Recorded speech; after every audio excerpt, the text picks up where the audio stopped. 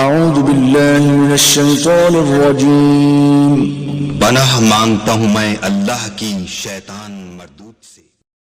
بسم اللہ الرحمن الرحیم۔ السلام علیکم ورحمۃ اللہ وبرکاتہ۔ دوستان محترم، ہمیں امید ہے کہ آپ اللہ رب العزت کے فضل و کرم، شکر اور خیر و عافیت کے ساتھ ہوں گے، اور ہم آپ کا شکریہ ادا کرتے ہیں کہ آپ نے بہت قیمتی وقت ہمارے اس یوٹیوب چینل کو عنایت فرمایا، اور آپ جہاں کہیں پہ بھی بیٹھ کر ہمیں دیکھ رہے ہیں، پاکستان، بنگلہ دیش، سعودی عرب، انڈیا، جہاں کہیں پہ بھی آپ دیکھ رہے ہیں، اللہ کریم آپ کو اپنی رحمتوں کے سائے میں رکھے۔ دوستان محترم، اکثر یہ سوال ذہن میں آتا ہے کہ کیا پان کھانے سے روزہ ٹوٹ جاتا ہے یا نہیں ٹوٹتا۔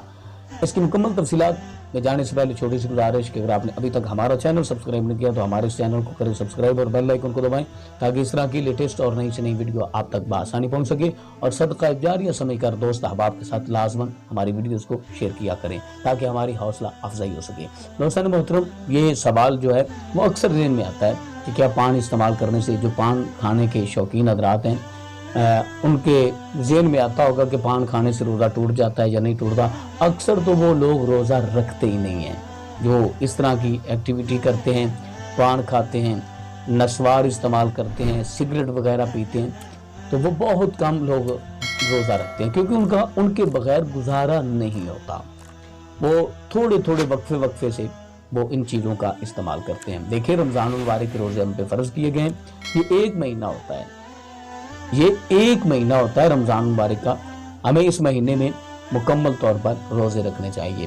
جہاں تک اس سوال کا تعلق ہے پان استعمال کرنے سے، نسوار استعمال کرنے سے اور سگریٹ وغیرہ استعمال کرنے سے روزہ ٹوٹ جاتا ہے، جو لوگ رمضان مبارک کے روزے رکھتے ہیں ان چیزوں کے ہرگز قریب نہ جائیں، وگرنہ آپ کا روزہ جو ہے وہ ٹوٹ جائے گا۔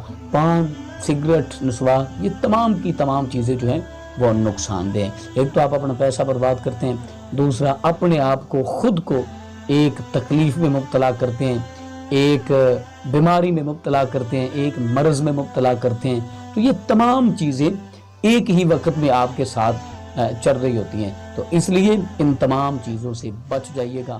ملتے ہیں نیکسٹ، تب تک اللہ